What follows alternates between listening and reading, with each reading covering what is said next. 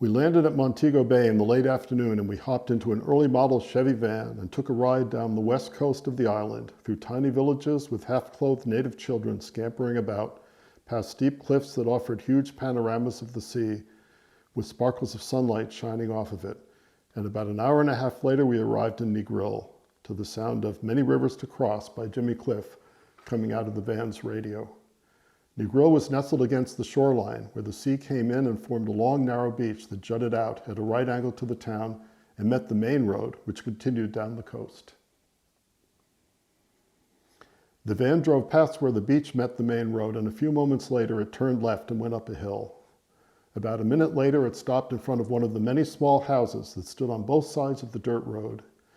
It was late afternoon, so there wasn't much activity on the street, but a few kids did run by, and the sound of a village that was virtually living in the open could be heard.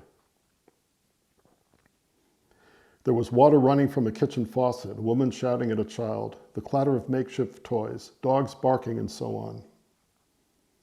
The rich green, shrubby vegetation had infiltrated this area to the extent that many of the houses were barely visible behind a mass of branches and leaves.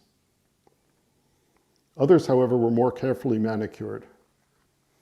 A large black woman came out of the house and greeted the driver of the van as if they were old friends. "This is Mama King," the driver told us. "She'll take good care of you." We all looked at each other as if to say, "What the heck?" And then we each gave Mama King a hug.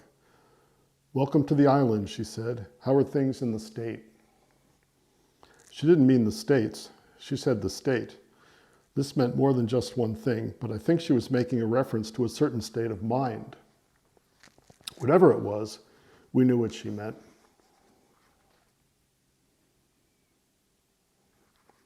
Down on the beach, there were lots of small bungalows where the typical tourists stayed, but the Roaches were now in the heart of Negril, mixing with the natives, and all for $1 a night per person, including breakfast and supper each day. Mama King led us through the small house and back to a dirt-floored area that was surrounded by 3 walls made of cinder blocks. There was a doorway back into the house, and there were also 2 large open holes in the cinder blocks where windows or screens should have been.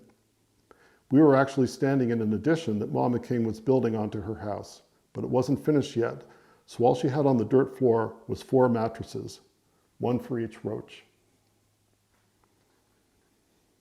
After putting our bags down on the mattresses, we went back into the house and said goodbye to Mama King, who was busy making dinner for her 3 kids. She invited us to stay and eat, but we wanted to go down and see Negril before it got too dark.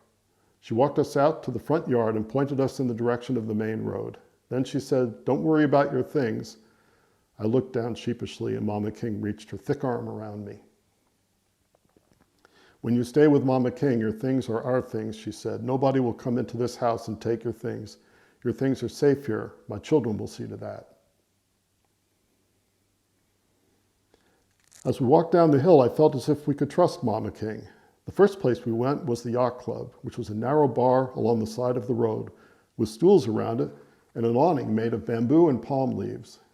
It was behind a hedge, across the lawn, and right next to a small house.